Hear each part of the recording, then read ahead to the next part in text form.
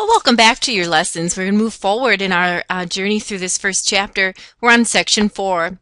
It says a sense of scale, looking at something known as significant figures. I often say siggy-figs or sig-figs. You also hear them called significant digits. And the use of scientific notation and a comment about units, the standard international system of using units and converting from one unit to the other. We note that there are 3 components to a properly reported measurement. Those 3 components: precision, which is really signifying to the reader that you are giving them the precise number of significant figures from your measurement. In other words, our answer to a problem can only be as precise as the least precise measurement. Let's take a quick peek at an example.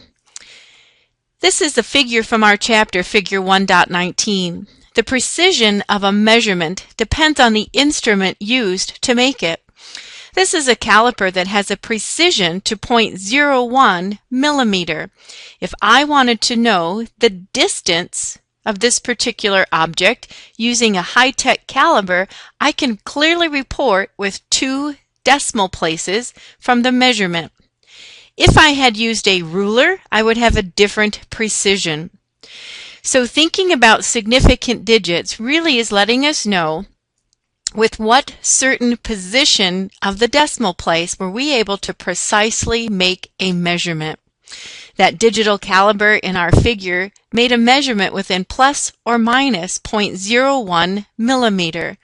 So the precision is plus or minus 0.1 millimeter.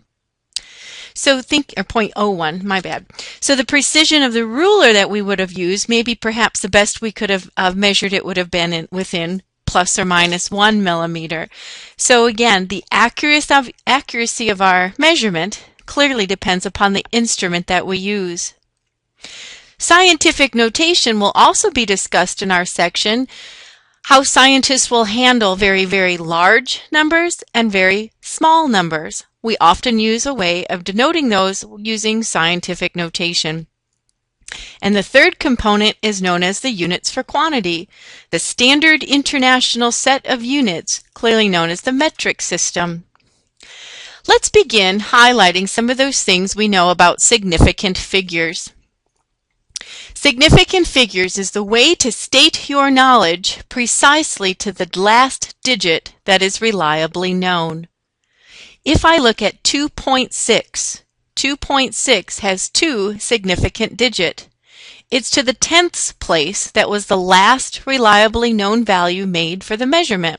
So the instrument I was using had a plus or minus 0.1 within accuracy. 49.08 has 4 significant digits. The 100th place, 2 decimals, the 100th place was the last reliably known value made in the measurement. When I think about significant figures and how I can tell if indeed a number is significant, it might be worth reviewing from a previous science class what makes a number significant.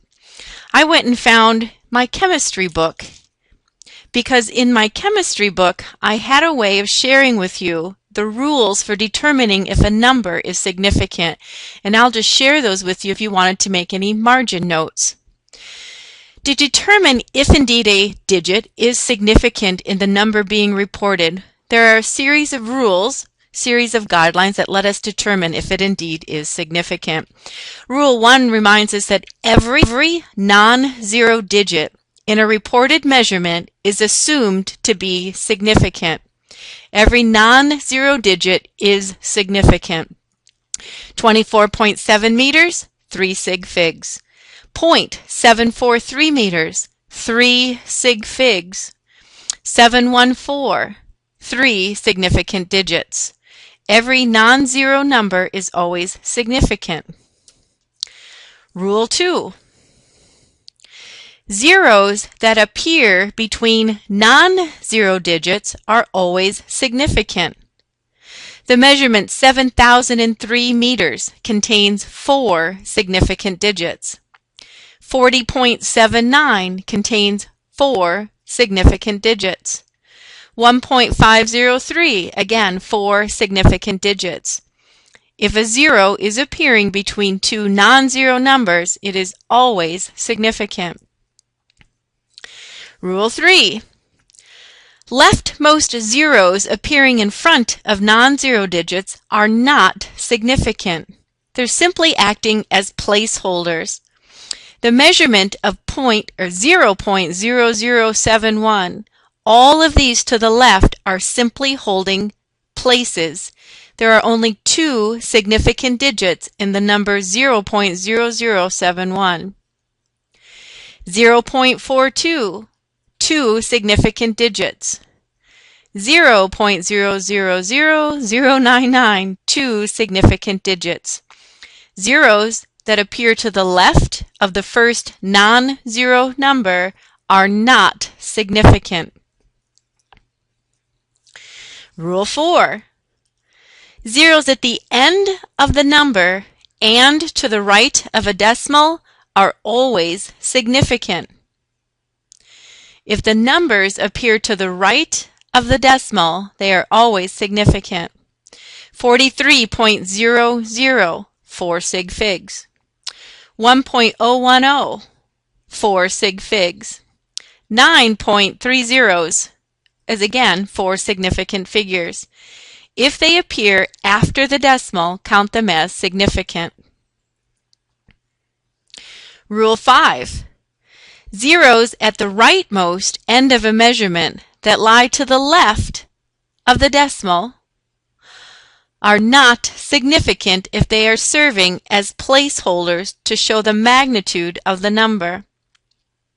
For instance, 300 meters, 7,000 meters, 27,210 meters. The zeros at the end are not significant. Notice there is no decimal in that number. The zeros are simply serving to show the magnitude of the number, how large the number is. Do not count those as significant.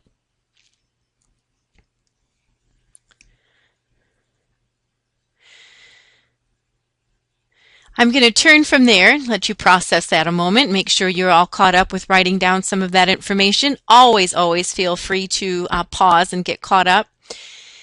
Significant figures, just reviewing for us, it wasn't provided in our text, so I just wanted to highlight how do we know if a significant digit counts. Alrighty, so just kind of reviewing those helpful guidelines. How many significant digits? So we're going to need to know that when we report an answer. So the way to state your knowledge precisely to the last significant digit that's reliably known, well, how many do we have? We have to kind of become familiar with that. And we can see that the first number in our example, 2.6, has two significant digits. Here's a 0 between two non-zero numbers. So again, that would represent 4 significant digits. As we practice what that actually entails, we have to know how many significant digits to report in our answer. This is from our chemistry book as well, if you wanted to follow along. We're on the bottom of page 12 using significant figures. This is the same diagram that you have in your text. It says, number 1, when you multiply or divide several numbers, or even when you take a square root, the number of significant figures in the answer should match the number of the significant figures of the least precisely known used in the calculation. Multiply, divide, or square root, we use the least number of significant digits. Notice I am not saying report with the same number of decimals. I'm saying that you are reporting with the same number of significant digits as the number that there is the fewest of. For instance, 3.73 has 3 significant digits. 5.7 has 2 significant digits. When we hit our calculator, just to share what it would come up, 3.73 times 5.7, we get a value on our screen, 21.261. How do I know how to correctly report my answer? When I multiply, divide, or take a square root, I have to report with the same number of significant digits as the least in the problem. 5.7 contains 2 significant digits. The answer I report must have 2 significant digits. Thinking about rounding, 21.2 drops off the entire decimal to simply report it as 21, not 21.0. 21.0 has 3 sig figs. Since I had 2 significant digits in 5.7, my answer must also contain 2 significant digits. Let's go on. Top of page 13. When you add or subtract several numbers, the number of decimal places in the answer should match the smallest number of decimal places of any number used in the calculation. When I add or subtract, I match the decimal place. 18.54, when added to 106.6, must be reported as 125.1, 1 decimal place. If I needed to round, if this number, let's pretend, was a 6, and I would have come here as a 6, I would have rounded that to 125.2. 16 would round up to 20. It didn't. I'm just giving you a for example. Decimal places for adding and subtracting. Count the significant digits for multiplying, dividing, or taking a square root. It reminds us in Rule 3 that exact numbers with no uncertainty are not used to influence the number of sig figs we would need to report our answer with. Certainty numbers include pi. In other words, pi is a number that lasts forever. There is no uncertainty. Typically we think 1.34, but I believe those decimals go on for infinity. Another might be d equal 2r between a circle's diameter and radius. I would not let the number 2 influence the number of significant digits in my answer. It is acceptable to keep 1 or 2 extra digits during intermediate steps if I have a multi-step problem I am solving, and then at the end of my calculation, put my final answer that I'm reporting into the proper number of significant figures. So often I'll work an entire problem without rounding. I just kind of keep it all going on my calculator, no matter how many steps are involved. And at the end, I'll report my final answer with the correct number of significant digits.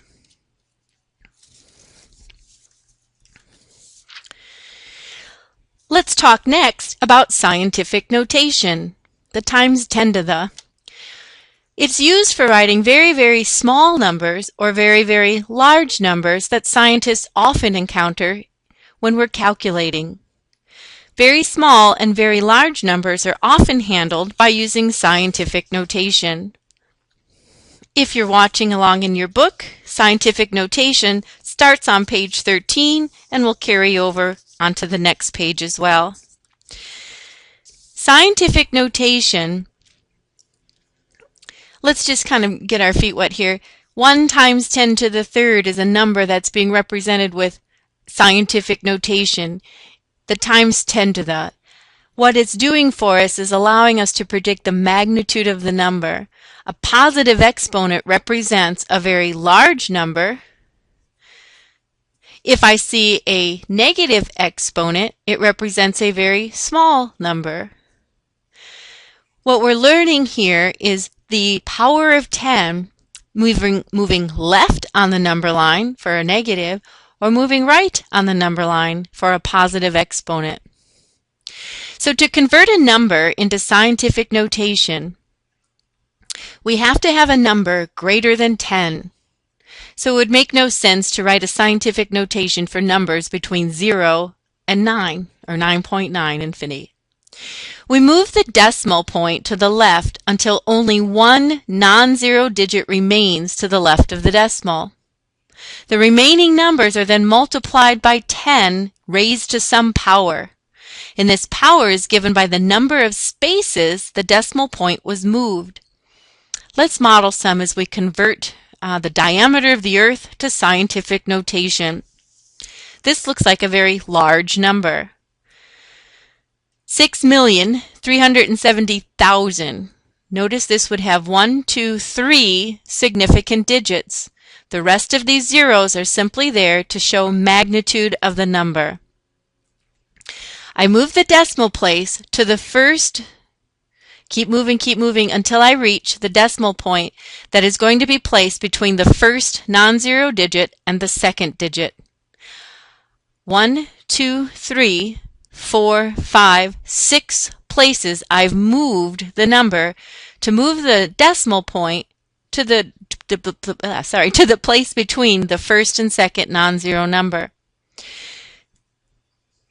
Writing the remaining significant digits only, 6.37 times 10 raised to the 6th power, because we moved 6 spaces left. The times 10 represents that this number is a power of 10 raised to the 6th magnitude. Notice times 10 to the 6th, that positive exponent shows a very, very large number. I report 2 significant digits to match over here in the decimal place, 6.37. 3 sig figs, 2 decimal places to match the number of sig figs on the left. And sometimes we have to move it to create for a very small number. Let's suppose we want to turn 0.0000075 meters into scientific notation. A very small number is going to have a negative exponent. 0.0000075 meters. How many places do I need to move the decimal to get that decimal between the first 2 non-zero digits? Well, let's count. 1, 2, 3, 4, 5, 6. I moved it 6 places to the right. The 7.5 places the decimal between the first 2 non-zero digits. The number is small. The negative exponent is showing a small number. The negative 6th power says this was a decimal originally. A positive exponent for very large numbers, the negative exponent a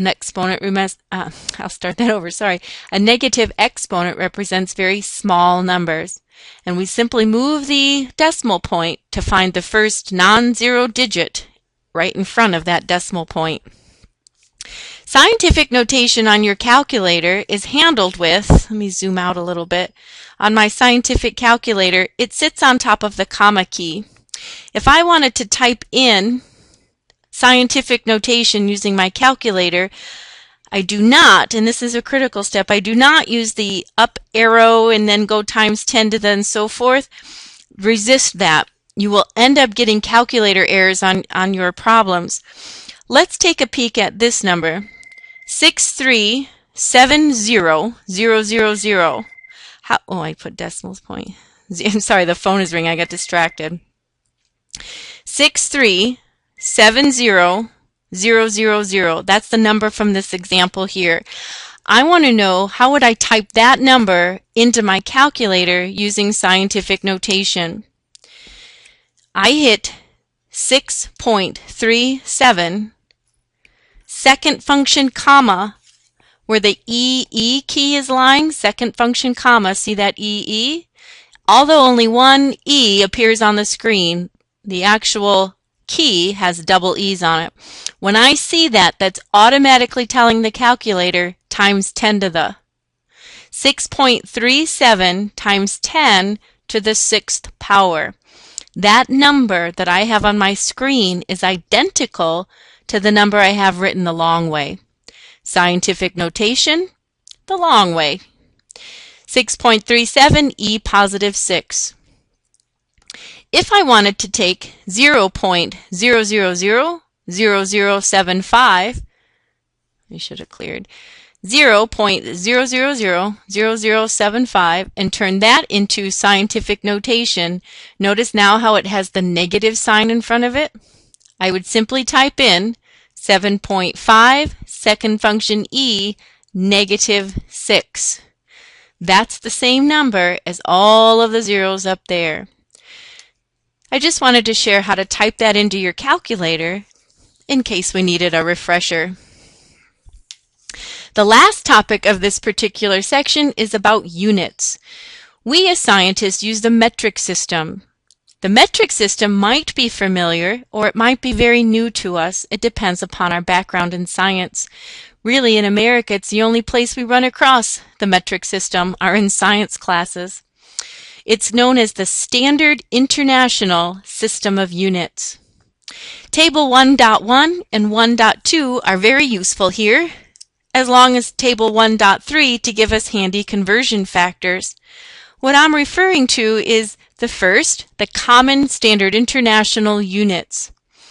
When we measure time, the standard unit is in a second. When we measure length, the standard unit is the meter. When we measure mass, the standard unit is in a kilogram. Time in a second, length in a meter, mass is a kilogram as a standard unit. Listen to these prefixes we have to learn to recognize not only what magnitude of power they stand for, but their symbols as well. Mega is a very large amount. 1,000,000, 6 zeros there, 10 raised to the 6th power, abbreviated capital M. Kilo is 1,000, 10 to the 3rd. Centi is 100th, 0.01. Milli is 1,000th, 0.001. Micro is 10 to the negative 6. Notice that little symbol there? A little squiggly U is a Greek symbol for micro. And a nano, very often used 10 to the negative 9th power, abbreviated with a small n. Part of your assignment will just have you convert from one unit to the other, and this is a handy place to recognize those prefixes. The last thing we should take a peek at are some common conversions. You are not expected to have these memorized, but it's a handy place to find them. If we had to convert from our English to the metric system, we have some handy tools there. An inch is 2.54 centimeters, a foot 0.305 meters, a mile is 1.609 kilometers, and so forth. You will need to find these if you are converting from one unit to the other when we set up conversion factors. And that really is an important skill that they'll have you practice in the assignment area.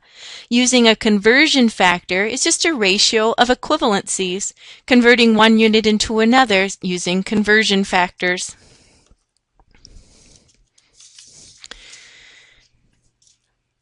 I'm going to just turn my page and it matches this next PowerPoint slide. If you have your book with you, it's page 16. When we make a conversion between units, it's a series of conversion factors that cancel units. It says, making a unit conversion. Let's suppose we want to convert 60 miles. I think what I'll do is just start fresh. I want to know from 60 miles, how many kilometers are there? Let's convert miles into kilometers. Perhaps you noticed from the previous page, I wouldn't know this without looking it up, but they gave us a handy conversion. If an equivalent value for 1 mile is 1.609 kilometers, this becomes our conversion factor as we change one unit into another. 1.609 kilometers. So it's recommended that you start by writing the number and the unit of the starting value. You may, if you like, set that over a 1 so you can see how the units cancel. The unit that you start with must go on the bottom so it cancels. The unit that you want is placed on the top. Think want over given. A want over given ratio cancels the units. We saw the equivalent of 1 mile is 1.609 kilometers.